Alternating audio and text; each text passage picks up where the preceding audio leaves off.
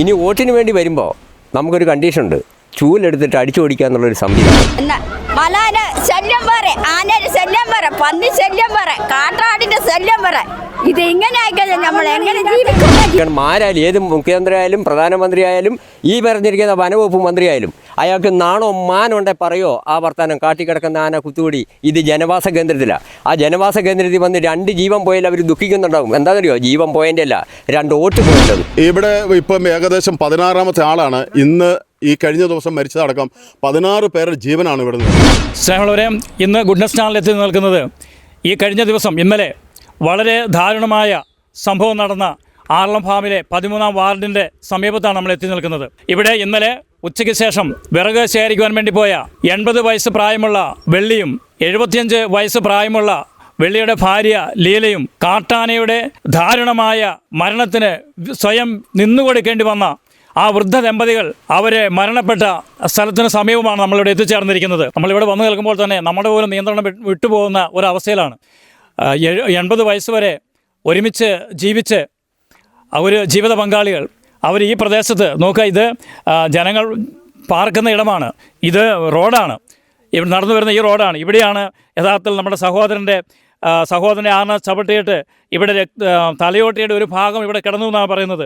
ഇതാ ഇവിടെ ഈ കാണുന്നതാണ് രക്തം കിടന്ന സ്ഥലമാണിവിടെ. ഇതിനോട് തൊട്ട് ചേർന്ന് ഈ പ്രദേശത്താണ്, ഇവിടെയാണ് നമ്മുടെ വെള്ളിയുടെ മൃതശരീരം അവർക്ക് കിട്ടിയത്. തൊട്ടപ്പുറേ ലീലയുടെ മൃതശരീരവും തൊട്ടപ്പുറത്ത് നിന്ന് ലഭിക്കുകയാണ് ചെയ്തത്. നോക്കുക, എത്ര ഭയാനകമായ ഒരു രംഗമായിരുന്നു ഇവിടെ നടന്നത്. ഈ പട്ടാപ്പകൽ ഇവിടെ കാട്ടാന ഇറങ്ങി ഈ 2 പേരുടെ ജീവനെടുത്തപ്പോൾ ഈ കോളനിയിൽ താമസിക്കുന്ന ഇവർ ജനങ്ങളല്ലേ, ഇവർക്ക് വേണ്ടിയിട്ട് വോട്ടും മേടിച്ച് അധികാരത്തിലേൽക്കുന്ന ഭരണ സംവിധാനങ്ങൾ മാറി മാറി വരുമ്പോൾ എന്തേ ഇവർക്ക് വേണ്ടി ഒരു ചെറുവിരൽ പോലും അനക്കുവാൻ വേണ്ടി മടിക്കുന്നു എന്ന് ചോദിച്ചു പോവുകയാണ്. എത്ര ഈ കട്ട പിടിച്ച് കിടക്കുന്ന ഈ ചോര, ഇന്നലെ നടന്ന സംഭവം ഇന്നും അവിടെ ചോരപ്പാടുകൾ അവിടെ തന്നെയുണ്ട്. ഈ നിൽക്കുന്ന ജനങ്ങളെല്ലാം വളരെ ഹൃദയഭേദകമായ വേദനയോടെ ഞങ്ങളോട് സംസാരിക്കുകയാണ്. ഇവരെങ്ങനെ പുറത്തിറങ്ങി നടക്കും? ഇവർക്ക് എങ്ങനെ ഉപജീവനത്തിന് വേണ്ടി ഇല്ലേ, വൈകിട്ടത്തെ അത്താഴത്തിന് വേണ്ടി വിറക് ശേഖരിക്കാൻ വേണ്ടി പോയ 2 വൃദ്ധ ദമ്പതികൾക്ക് ദാരുണമായ അന്ത്യം ഈ റോട്ടിൽ വെച്ച്, ഈ വഴിയിൽ വെച്ച് സംഭവിച്ചു എന്ന് പറയുമ്പോൾ സ്നേഹമുള്ളവരെ വളരെ ഹൃദയഭേദമായ ഒരു കാഴ്ചയാണ്. നമ്മളോട് ഇപ്പോൾ ചേരുന്നത് ഈ പ്രദേശത്തിൻ്റെ ദുരന്തം അനുഭവിച്ചുകൊണ്ടിരിക്കുന്ന തങ്കച്ചൻ എന്ന് പറയുന്ന വ്യക്തിയാണ് നമ്മളോട് ചേരുന്നത്. എന്താണ് നിങ്ങൾക്ക് ഇതിനെക്കുറിച്ച് പറയാനുള്ളത്? ഇതിനെക്കുറിച്ച് പറയാനുള്ളത് എന്താണെന്ന് വെച്ച് കഴിഞ്ഞാൽ, ഇതിന് മുന്നേ 14 പേരെ കൊന്നു. ഇന്നലെ 2 പേരും കൂടെ ആകുമ്പോൾ 16 പേരായി. ഇത്രയും കാലമായിട്ട് ഇവിടുത്തെ സർക്കാരിനെ കൊണ്ട്, കേന്ദ്രമോ കേരളമോ നമുക്കറിയത്തില്ല, ജനങ്ങളുടെ വോട്ട് മേടിച്ച് പോകുന്ന സർക്കാർ ആര് കസേരയിലിരുന്നാലും അവർക്ക് ഇവിടെ നിയമ നടപടികൾ ഒന്നും ചെയ്യാൻ ഇതുവരെ സാധിച്ചില്ല. അവരെ പുച്ഛിക്കുകയാണ്. ഇനി വോട്ടിന് വേണ്ടി വരുമ്പോൾ നമുക്കൊരു കണ്ടീഷൻ ഉണ്ട്, ചൂലെടുത്തിട്ട് അടിച്ചോടിക്കുക എന്നുള്ളൊരു സംവിധാനം. പിന്നെ വനവകുപ്പ് മന്ത്രി ഇന്നലെ പറഞ്ഞിരിക്കുന്നത്, കാട്ടി കിടക്കുന്ന കാട്ടാന കുത്തുകൂടിയിട്ട് ഇറങ്ങുമ്പോഴാണ് ഈ ദൂഷങ്ങൾ ഇറങ്ങുക. അങ്ങനെയാണെങ്കിൽ അതിനെ കാട്ടി സംരക്ഷിക്കണം. ജനങ്ങൾ താമസിക്കുന്ന ജനവാസ കേന്ദ്രത്തിലൊക്കെ ഈ 100-150 ആനകളും ഇവർ കടത്തി വിടുക. നേരെ മറിച്ച് ഇവർ ചെയ്യുന്നൊരു പണിയുണ്ട്. ഞാനിപ്പോൾ എല്ലാം കൊച്ചു പോയിട്ട് തെറ്റിയൊരു പക്ഷിക്കുഞ്ഞിനെ വീണ, അല്ലെ വേറൊരാൾ പിടിച്ചാൽ പെണ്ണുങ്ങളുടെ അടിപ്പാവാടെ വരെ വനവകുപ്പ് മന്ത്രിയുടെ ഈയന്മാരെ ഫോറസ്റ്റുകാർ വന്നിട്ട് തപ്പുന്നുണ്ട്. മനുഷ്യ ജീവൻ പോയെടുത്ത് ഈ വനവകുപ്പ് മന്ത്രിക്ക് എത്താൻ പറ്റുമോ? എത്തിയോ? വനവകുപ്പ് മന്ത്രി ഇന്നിപ്പം പഞ്ചായത്തിലേക്ക് വരുമെന്ന് പറഞ്ഞു. പഞ്ചായത്തല്ലല്ലോ, ഒരു മന്ത്രിയുടെ ചുമതല. വോട്ട് മേടിച്ച് കസേരയിലിരിക്കുന്ന ഇവർ മാന്യതയുണ്ടെങ്കിൽ സാധാരണക്കാരൻ്റെ വോട്ട് മേടിച്ചിരിക്കുന്ന ആ വ്യക്തിയുടെ ജീവനും അവരുടെ സ്വത്തിന് സംരക്ഷണം കൊടുക്കാൻ പറ്റാത്തത് ആയിരിക്കണം. ആരായാലും, ഏത് മുഖ്യമന്ത്രി ആയാലും പ്രധാനമന്ത്രി ആയാലും ഈ പറഞ്ഞിരിക്കുന്ന വനവകുപ്പ് മന്ത്രി ആയാലും അയാൾക്ക് നാണോ മാനുണ്ടെ പറയോ ആ വർത്താനം കാട്ടിക്കിടക്കുന്ന ആന കുത്തുകൂടി ഇത് ജനവാസ കേന്ദ്രത്തിലാണ്. ആ ജനവാസ കേന്ദ്രത്തിൽ വന്ന് 2 ജീവൻ പോയാൽ അവർ ദുഃഖിക്കുന്നുണ്ടാവും. എന്താണെന്നറിയോ? ജീവൻ പോയതിൻ്റെ അല്ല, 2 വോട്ട് പോയല്ലോന്ന്. അതല്ലാതെ ഇവരെ കൊണ്ട് ഒന്നും ഇവിടെ ചെയ്യാൻ പറ്റില്ല. ഈ പഞ്ചായത്തിൽ തന്നെ ഒരുപാട് നിയമ നടപടികൾ ഇവിടെ കർശനമായിട്ട് ഇവിടെ തടയുന്നുണ്ട്. കാരണം ഇവിടുത്തെ ജനങ്ങൾക്ക് അറിയാൻ മേല, ജനങ്ങൾക്ക് ആദിവാസികളെ ബുദ്ധിമുട്ടിക്കുക എന്നുള്ള അതിബുദ്ധിയുള്ള ആൾക്കാർ ഇവിടെ കളിക്കുന്നുണ്ട്. ഇതൊക്കെ നമുക്കറിയാം. പക്ഷേ ഇവിടെ കാര്യങ്ങൾ പറഞ്ഞുകൂടാ. കാര്യങ്ങൾ പറഞ്ഞാൽ ഒറ്റപ്പെട്ടാലും നമുക്ക് വിഷയമൊന്നുമില്ല. നിയമമല്ലേ? ജനങ്ങളുടെ ജീവൻ സംരക്ഷിക്കാൻ പറ്റുന്ന ആരാണെങ്കിലും അതായിരിക്കണം മന്ത്രിസ്ഥാനമോ അതിൽ ഔദ്യോഗിക സ്ഥാനം വയ്ക്കുന്ന പോലീസുകാരനായാലും ഏത് പട്ടാളക്കാരനായാലും ഏതവനായാലും. അല്ലാത്തവനെല്ലാം വെറും കള്ളൻ. ഞാൻ ചോദിക്കട്ടെ, ആന കുത്തുകൂടി കാട്ടിൽ നിന്ന് പുറത്തേക്ക് ഇറങ്ങുമെന്ന് പറയുമ്പോൾ ഈ വനവകുപ്പ് മന്ത്രി വീരപ്പനാണോ കാട്ടിലിരിക്കാൻ? അല്ല. എന്നാലേ അയാൾ ആന കുത്തുകൂടി അയാൾ കാണുകയുള്ളൂ. അയാൾ VIP കാറിൽ പറക്കുകയും ഹോട്ടലിൽ പോയി ഭക്ഷണം കഴിച്ച് അവർക്ക് സുരക്ഷിതം ജനങ്ങളുടെ വോട്ടും മേടിച്ചുണ്ട്. അവർക്ക് പേടിക്കണ്ട. ഇവിടെ താമസിക്കുന്ന ഞങ്ങളെപ്പോലത്തവർക്ക് പേടിക്കണം. ഞങ്ങളുടെ കുഞ്ഞുമക്കളടക്കം സ്കൂളിലും ഞങ്ങളുടെ അമ്മമാരടക്കം, ഇല്ല ഞങ്ങളുടെ അച്ഛന്മാരടക്കം കാട്ടിലും പോയിച്ച് ഇല്ലെങ്കിൽ പണിക്ക് പോയിച്ച് വരുന്ന സമയമാണ്. നട്ട പകൽ പോലും നടക്കാത്ത സാഹചര്യങ്ങൾ അടക്കി വെക്കാൻ മേലാത്ത ഒരു ഗവൺമെൻറ്റും ആ നിയമ നടപടി കൊണ്ട് മാറ്റി വെക്കുക.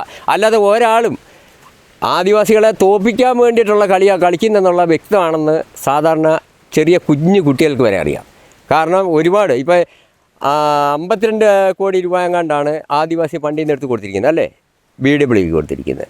അതെ, ഈ മതിലിൻ്റെ പണി പൂർത്തിയായോ? ഇല്ല, അതിട്ട് വട്ടം തട്ടിച്ചുകൊണ്ടിരിക്കുക. പിന്നെ സർക്കാർ അറിയാത്ത കേസ് ഇട്ട് ഇവിടെ ഒരുപാട് നടക്കുന്നുണ്ടെന്ന് പറയുന്നു. ഇതൊക്കെ നമ്മളെല്ലാം പൊട്ടന്മാരാണോ? 30 വർഷത്തിന് ഇവിടുത്തെ ഭൂമി പാട്ടം കൊടുത്തെന്ന് പറഞ്ഞു. അത് സർക്കാർ അറിഞ്ഞിട്ടില്ല. അറിയാതെ ആരെങ്കിലും ഒരുത്തം കയറുമോ? നിങ്ങളെ പറമ്പിൽ ഒരുത്തം കയറുമോ? ഇല്ല എൻ്റെ പറമ്പിൽ കയറുമോ? നമ്മളെ മനസാക്ഷിയില്ല, നമ്മളറിയാതെ ആരെങ്കിലും ഒരു പറമ്പിൽ കയറുമോ? ഇതാരെയാണ് പൊട്ടം കളിപ്പിക്കുന്നത്? നമ്മളെ ജനങ്ങളെ വോട്ടിന് വേണ്ടിയിട്ട് മാത്രം. ഈ 2 ജീവൻ പോയതിൻ്റെ അവർ ദുഃഖിക്കുന്നില്ല. 2 വോട്ട് പോയെന്ന് ഈ പറഞ്ഞ എല്ലാ മന്ത്രിമാരും നിൽക്കുക. അത് കാരണം എനിക്ക് പറയാനുള്ളത് ഇത്രയേ ഉള്ളൂ. ഇതിൻ്റെ നിയമ നടപടികൾ കർശനമായിട്ടും ഈ ആർല ഫാമിനെ സംബന്ധിച്ച് വിജിലൻസ് അന്വേഷണം കൃത്യമായിട്ട് ഈ TR ടീം ഓഫീസടക്കം സർവ്വ സ്ഥലങ്ങളിലും വിജിലൻസ് അന്വേഷണം വന്നിട്ട് കർശന നടപടി ഇവിടെ എടുക്കണമെന്ന് മാത്രമേ എനിക്ക് പറയാനുള്ളൂ. ഇപ്പോൾ ഇവിടെ ജനങ്ങൾ തടിച്ചുകൂടിയിരിക്കുന്നത് ഇവിടെ ആർലം പഞ്ചായത്തിലെ ഒരു ഭാഗത്ത് കാട്ടുതീ കടന്നു വന്നപ്പോൾ ആൾക്കാർ ഫയർഫോഴ്സ് എത്തിയപ്പോൾ ആൾക്കാരെ അവർ തടയുന്നതാണ്. കാരണം മനുഷ്യജീവനില്ലാത്ത വില കാട്ടുമൃഗങ്ങൾക്ക് വേണ്ട എന്നാണ് ഇവർ പറയുന്നത്. അതുകൊണ്ടാണ് ജനങ്ങൾ ഇത്ര രോക്ഷത്തോടുകൂടെ ഈ ഫയർഫോഴ്സിൻ്റെ വാഹനം തടഞ്ഞ് ജനങ്ങൾ രോഷാകുലരായിരിക്കുന്നത്. ഇവിടെ ഒരു മനുഷ്യ ജീവിതം നഷ്ടപ്പെട്ടപ്പോൾ എന്തുകൊണ്ട് ഇവർ എത്തിയില്ല? ഇവിടെ കാട്ടുമൃഗങ്ങൾ നഷ്ടപ്പെടുമെന്നുള്ള ആ വേദന കൊണ്ടാണ് ഇപ്പോൾ ഓടി എത്തിയിരിക്കുന്നതാണ് ഈ ജനങ്ങൾ പറയുന്നത്. ഈ ജനത്തിന്റെ വികാരമാണ് നമ്മളിവിടെ കണ്ടുകൊണ്ടിരിക്കുന്നത്.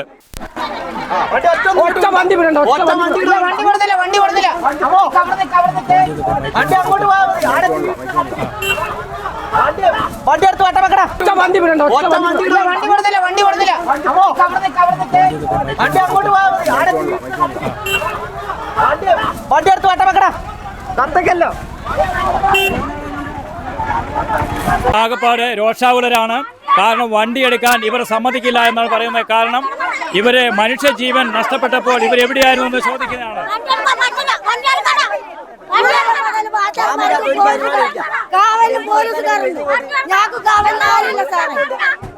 ഞങ്ങൾക്ക് കാവലിന് ആരില്ല.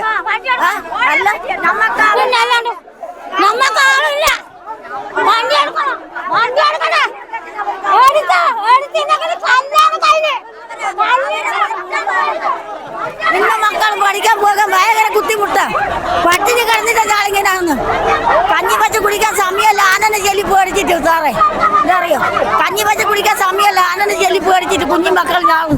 എന്നിട്ട് എങ്ങനെ മരിക്കാനായി?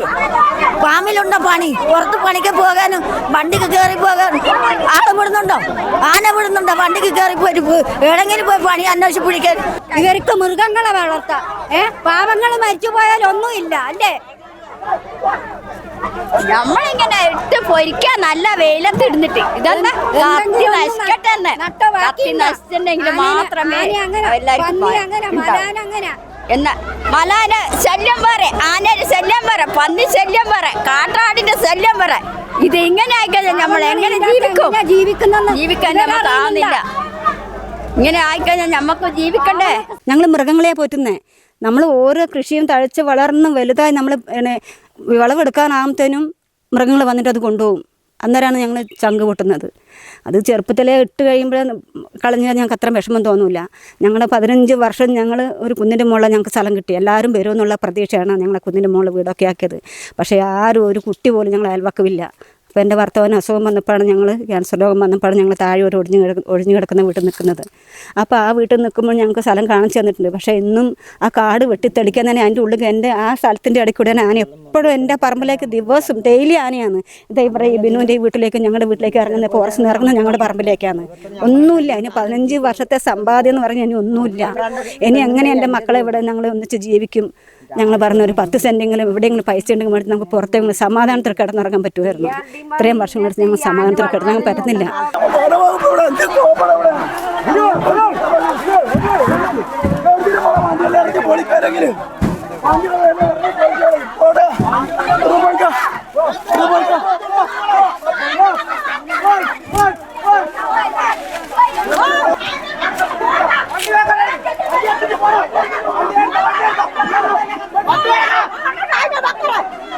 What?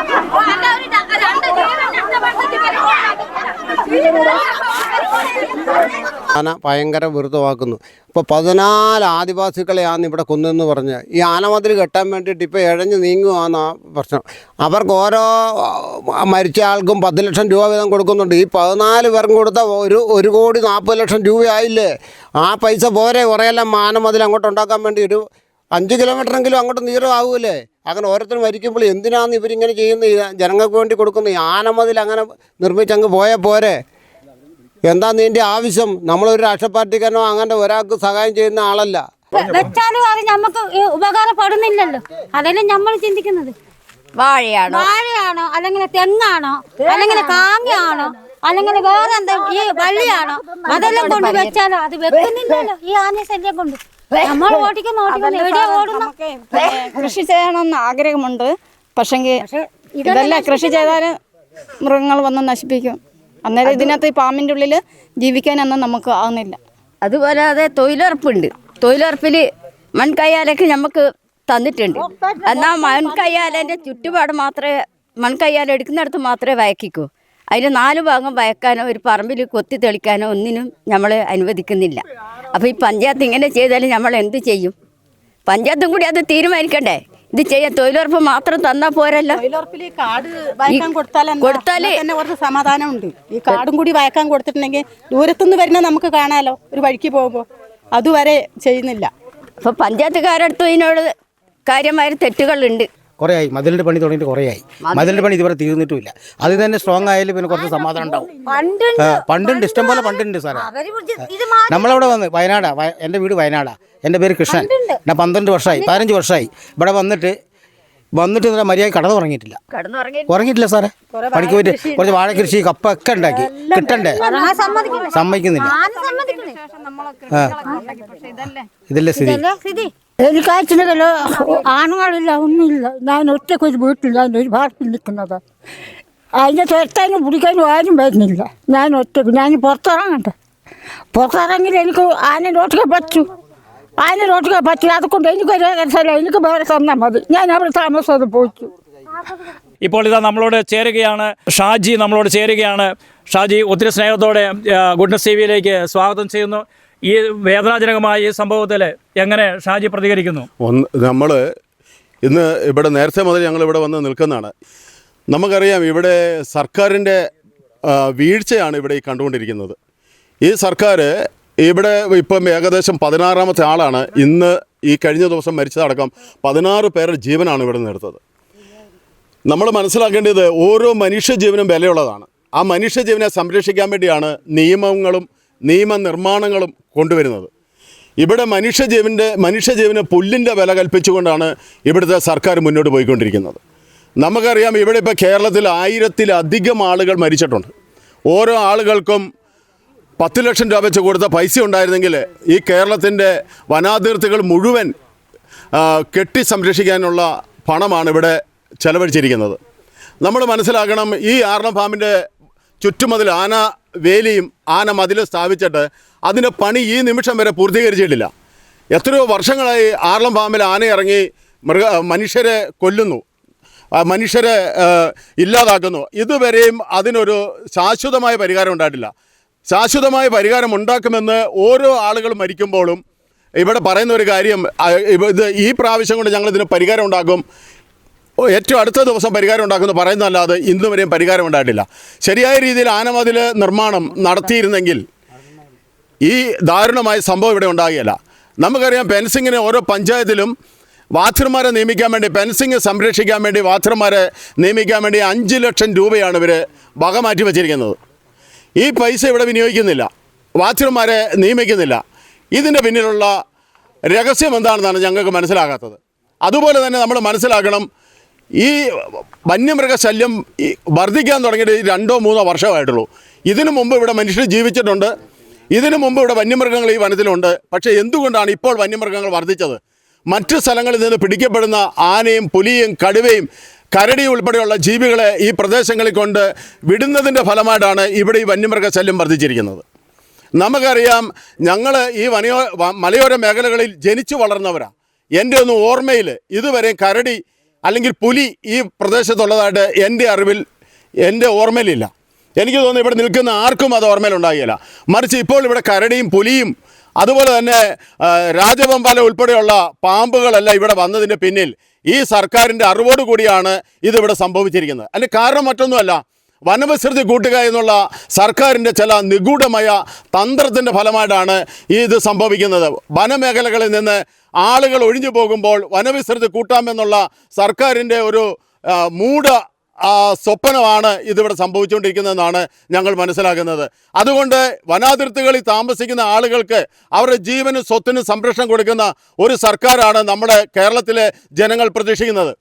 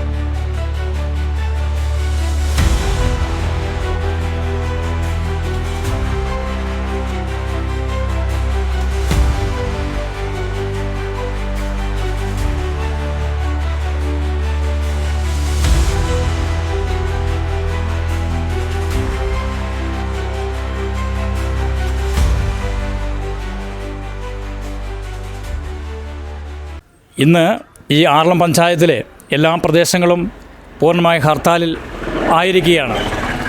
ആറളത്ത് വയോവൃദ്ധരായ 2 പേരെ ആന ചവിട്ടിക്കൊന്നതിൽ ജനത്തിൻ്റെ രോഷം, അവരുടെ വേദന, അവരുടെ നൊമ്പരം, അതിനോട് ചേർന്നുകൊണ്ട് എല്ലാ കച്ചവട സ്ഥാപനങ്ങളും ഇവിടെ നിശ്ചലമായിരിക്കുന്ന ഒരു കാഴ്ചയാണ് നമുക്കിവിടെ കാണുവാൻ വേണ്ടി സാധിക്കുന്നത്. ഈ ദാരുണമായ സംഭവത്തിൽ ഈ ദേശം മുഴുവനും അനുശോചനം രേഖപ്പെടുത്തുകയും അതോടൊപ്പം സർക്കാരിനെതിരെ ശക്തമായ നടപടികൾ ആവശ്യപ്പെട്ടുകൊണ്ട് ജനത്തിൻ്റെ രോഷവും നമുക്ക് ഇവിടെ കാണുവാൻ വേണ്ടി സാധിക്കുന്നു.